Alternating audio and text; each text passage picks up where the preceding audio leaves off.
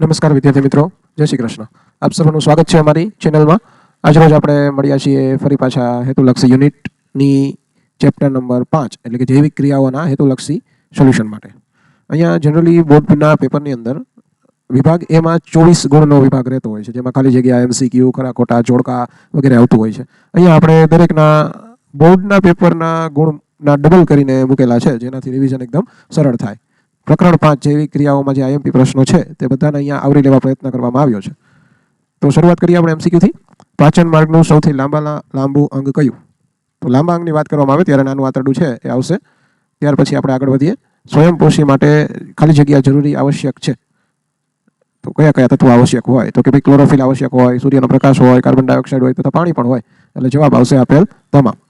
આપણે જઈએ ત્રીજા MCQમાં. વનસ્પતિઓમાં જલવાહક ખાલી જગ્યા માટે જવાબદાર હોય. સ્વાભાવિક છે, જલ આવે એટલે આપણે પાણીનું વહન છે એ રાઈટ આન્સર આવશે. જઠર રસના HCl એટલે કે હાઇડ્રોક્લોરિક એસિડની અસરથી જઠરની દિવાલનું રક્ષણ કોણ કરે? તો કે ભાઈ શ્લેષ્મા કરે. રાઈટ આન્સર છે શ્લેષ્મા. વનસ્પતિઓમાં ખોરાકનો સંગ્રહ ખાલી જગ્યા સ્વરૂપે થાય, સ્ટાર્ચ કણ સ્વરૂપે થાય, એટલે રાઈટ આન્સર આવશે સ્ટાર્ચ. ત્યાર પછી છે પ્રકાશ સંશ્લેષણની ક્રિયામાં કાર્બન ડાયોક્સાઇડનું રિડક્શન ખાલી જગ્યામાં થાય. તો એમનું રિડક્શન જે છે કાર્બોદિતમાં થાય. 7 નંબરનો પ્રશ્ન. મનુષ્યમાં પ્રોટીનના પાચનની શરૂઆત ક્યાંથી થાય છે? એ જે છે આપણે જઠરથી કરી શકીએ વિદ્યાર્થી મિત્રો. પ્રોટીનનું પાચન છે એટલે માત્ર પાચનની વાત કરવામાં આવે તો મુખથી શરૂ થાય. રેઝિન અને ગુંદર વનસ્પતિના ખાલી જગ્યા પદાર્થો છે. રેઝિન અને ગુંદર એવું છે કે જે વનસ્પતિ પોતાના શરીરમાંથી બહાર કાઢી શકે, એટલે એને આપણે કહીશું ઉત્સર્ગ પદાર્થો. વનસ્પતિઓમાં અન્નવાહક ખાલી જગ્યા માટે જવાબદાર છે. હમણાં ઉપર જ આપણે એક MCQ જોયો, જલવાહક પાણી માટે, તો અન્નવાહક ખોરાક માટે. રુધિરની સાપેક્ષે લસિકામાં ખાલી જગ્યા ઓછા પ્રમાણમાં હોય તો પ્રોટીન ઓછા પ્રમાણમાં હોય. ગ્લુકોઝનું અણુસૂત્ર જણાવો. ખૂબ સરસ સવાલ છે વિદ્યાર્થી મિત્રો, પણ જોવું જોશે બધા ઓપ્શન એક જેવા દેખાતા હોય ત્યારે 6 બાર 6 એટલે કે કાર્બનના 6 અણુ, હાઇડ્રોજન 12 અને ઓક્સિજન 6 એટલે C6H12O6. 12 નંબરનો MCQ. મનુષ્યમાં મૂત્રપિંડની કેટલી જોડ આવેલી હોય છે? જોડ પૂછે તો એક જ આવશે. મૂત્રપિંડ કેટલા હોય એવું પૂછે તો 2 હોય. ત્યાર પછી હવે આપણે શરૂ કરીશું ખાલી જગ્યા. તો ખાલી જગ્યાની અંદર આપણે પહેલી ખાલી જગ્યા લઈશું. મનુષ્ય ખાલી જગ્યા પ્રકારની પોષણ પદ્ધતિ દર્શાવે છે. મનુષ્ય જે છે શાકાહારી પણ હોઈ શકે અને માંસાહારી પણ હોઈ શકે, એટલે આપણે એને કહી શકીએ વિષમપોષી, કે જે બીજા કોઈ પર આધાર રાખતો હોય. 14 નંબરનો ક્વેશ્ચન છે. લાળ રસમાં રહેલો ખાલી જગ્યા ઉત્સેચક સ્ટાર્ચનું શર્કરામાં રૂપાંતર કરે. સ્ટાર્ચનું શર્કરામાં રૂપાંતર કરતો એવો ઉત્સેચક જે છે લાળ રસની અંદર એમાઇલેઝ હોય છે. 15 નંબરનો ક્વેશ્ચન જોઈએ આપણે. ફેફસામાં શ્વાસવાહિકાઓના છેડે આવેલી ફુગ્ગા જેવી રચના, અહીંયા યાદ રાખવાનું છે ફુગ્ગા જેવી, એટલે આપણે એનો આન્સર આવશે વાયુ કોષ્ઠો.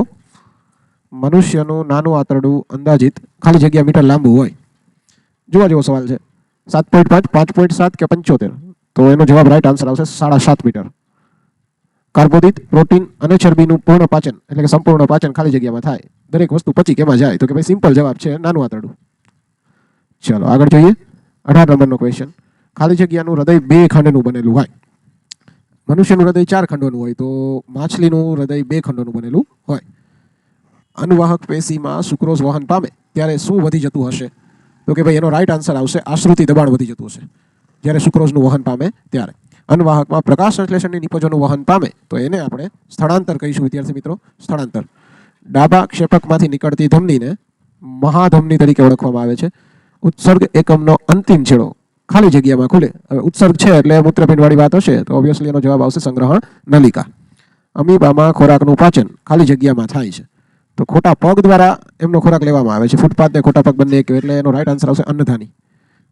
મનુષ્યમાં સિસ્ટોલિક એટલે કે સંકોચન રુધિર દબાણ જેની હાઈએસ્ટ રેન્જ કેટલી હોય? સિસ્ટોલિક એટલે હાઈએસ્ટ રેન્જ, તો 120 હોઈ શકે. 120 થી ઉપર જાય તો હાઈ BP તરીકે ઓળખવામાં આવે. તો ચાલો હવે આપણે જોઈએ ખરા ખોટા. ખરા ખોટાની અંદર ક્વેશ્ચન નંબર 25. શિરાઓની દિવાલ જાડી અને સ્થિતિસ્થાપક હોય. ક્યારેય ના હોય મિત્રો. શિરાઓની દિવાલ પાતળી અને ઓછી સ્થિતિસ્થાપક હોય, એટલે પહેલાનો આન્સર આવશે ખોટું. પ્રાણી અને ફૂગમાં વિષમપોષી પોષણ જોવા મળે. ખરી વાત છે, કારણ કે એકબીજા ઉપર આધાર રાખે એટલે વિષમપોષી જોવા મળે. બાષ્પોત્સર્જનની ક્રિયા પર્ણરંધ્ર દ્વારા થાય છે. બિલકુલ સાચી વાત છે, એટલે આમાં પણ ખરું આવશે. પૃથ્વી પર જીવન કાર્બન અણુઓ પર નિર્ભર છે. ખરી વાત છે આ પણ, એટલે ખરું. માંસાહારી પ્રાણીઓનું આંતરડું નાનું આંતરડું જે હોય છે ટૂંકું હોય છે. ખરી વાત છે. યકૃત એસિડિક પિત્તનો સ્ત્રાવ કરતું હોય છે. યકૃત જે છે એ બેઝિક પિત્તનો સ્ત્રાવ કરે મિત્રો, એટલે આમાં આવશે ખોટું. પેરામિશિયમમાં ખોટા પગો દ્વારા ખોરાકનું અંતઃગ્રહણ કરવામાં આવે ન આવે મિત્રો. પેરામિશિયમમાં જે છે પક્ષમો દ્વારા અંતઃગ્રહણ કરવામાં આવે, ખોટા પગો દ્વારા અમીબામાં કરવામાં આવે. ત્યાર પછીનો સવાલ છે ફૂફૂસ ધમની ઓક્સિજનયુક્ત રુધિરનું વહન કરે ન કરે મિત્રો, ઓક્સિજન વિહીન રુધિરનું વહન કરે, એટલા માટે આમાં આવશે ખોટું. એમના પછી આપણે ટૂંકમાં ઉત્તર એટલે કે માત્ર ઉત્તર માગ્યા મુજબ એક વાક્યમાં ઉત્તર જે છે એની આપણે પ્રેક્ટિસ કરીએ. તો પહેલો પ્રશ્ન છે વનસ્પતિ પર્ણરંધ્રને ક્યારે બંધ રાખે છે? જ્યારે વનસ્પતિમાં પ્રકાશ સંશ્લેષણ માટે કાર્બન ડાયોક્સાઇડની જરૂર ન હોય ત્યારે તે પોતાના પર્ણરંધ્રને બંધ રાખે છે. બ્રેડ, મોલ્ડ અને યીસ્ટ કેવી રીતે પોષણ મેળવે છે? તો એનો આન્સર આવશે તેઓ શરીરની બહાર તમામ પદાર્થોનું વિઘટન કરી અને પોષણ મેળવતા હોય છે. નેક્સ્ટ ક્વેશ્ચન છે મનુષ્યમાં એસિડિટી થવાનું કારણ આપો. મનુષ્યમાં એસિડિટી જઠરની અંદર રહેલા HClની માત્રા વધી જાય એના કારણે થતી હોય છે. ત્યાર પછીનો ક્વેશ્ચન છે એટીપીનું પૂરું નામ જણાવો. એટીપીનું પૂરું નામ છે એડિનોસાઇન ટ્રાઇફોસ્ફેટ, જે અહીંયા તમે જોઈ શકો છો. 37 નંબરનો ક્વેશ્ચન છે સજીવોમાં કઈ ક્રિયા જોઈ શકાય છે? આ પ્રશ્ન તમે તમારી જાતે પણ લખી શકો, છતાંય આપણે જોઈએ. સજીવોમાં પોષણ, શ્વસન, ઉત્સર્જન, હલનચલન, પ્રજનન વગેરે જેવી ક્રિયાઓ જોઈ શકાય. ત્યાર પછીનો જે સવાલ છે પર્ણરંધ્રનું સામાન્ય કાર્ય જણાવો. તો પર્ણરંધ્ર છે એ વાયુ વિનિમય એટલે કે શ્વસન અને ઉત્શ્વસન બંને કરી શકતા હોય તથા બાષ્પોત્સર્જનની ક્રિયાઓ પણ તેના દ્વારા જ થાય છે. ત્યાર પછીનો જે સવાલ છે એ સમજી વિચારીને જવાબ આપવા જેવો છે. બંધ બેસતી ના હોય તેવી જોડ એટલે કે આપણે ખોટી જોડ ગોતવાની છે. માલ્ટોઝનું નામ શર્કરા થાય, એમાઇલેઝનું બીજું નામ ટાઇલિન થાય, મોટું આંતરડાનું બીજું નામ લોકોન ના થાય, પરંતુ કોલોન થાય. એટલે આ જે જોડ છે આપણે ખોટી હોઈ શકે. કોલોન એનો સાચો આન્સર છે.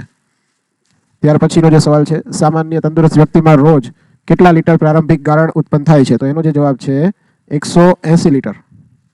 180 લીટર દરરોજનું પ્રારંભિક ગારણ મનુષ્યમાં અને તંદુરસ્ત વ્યક્તિમાં થતું હોય છે. તો ચાલો વિદ્યાર્થી મિત્રો આપણે વિભાગ એના અંતિમ પ્રશ્ન તરફ જઈએ એટલે કે જોડકા તરફ જઈએ. બહુ સરળ જોડકાઓ અહીંયા આપેલા છે. એમાં પહેલું આપણે લઈએ રસાંકુરો. સામેના ભાગની અંદર એનો જવાબ જે છે સીધો આપેલો જ છે સામે, એટલે કે એ. અભિશોષણ રસાંકુરો દ્વારા થાય છે, વાયુકોષ્ઠ દ્વારા વાત વિનિમય થાય છે, એટલે એમનો બીજો આન્સર જે છે એ બી રહેશે. ત્યાર પછીનું જે જોડકું છે મનુષ્યનું મૂત્રપિંડ. તો મનુષ્યના મૂત્રપિંડનો આકાર મુખ્યત્વે વાલ જેવો હોય છે એટલે આન્સર આવશે બી. બાઉમેનની કોથળીનો આકાર જે હોય છે કપ જેવો હોય છે એટલે આન્સર આવશે સી. ત્યાર પછી છે 45 નંબર ધમની. ધમની હોય છે મુખ્યત્વે જાડી અને સ્થિતિસ્થાપક હોય છે એટલે એનો આન્સર આવશે સી. શીરા હોય છે એ પાતળી અને ઓછી સ્થિતિસ્થાપક હોય છે એટલે એનો આન્સર આવશે એ. ત્યાર પછી આવશે 47 નંબર જારક શ્વસન, જે હંમેશા ઓક્સિજનની હાજરીમાં થાય એટલે એનો આન્સર આવશે બી. અને અજારક શ્વસન છે એ ઓક્સિજનની ગેરહાજરીમાં થાય એટલે એનો આન્સર આવશે સી. તો અહીંયા વિદ્યાર્થી મિત્રો મોટા ભાગનું રિવિઝન આપણે 5મા ચેપ્ટરનું જે છે એ કમ્પ્લીટ થઈ ગયું છે. ત્યારથી આપણને જોવા મળે કે આ એક ચેપ્ટર જે છે એકદમ સરળ રહેશે. અંતિમ વાતને પૂર્ણ કરતા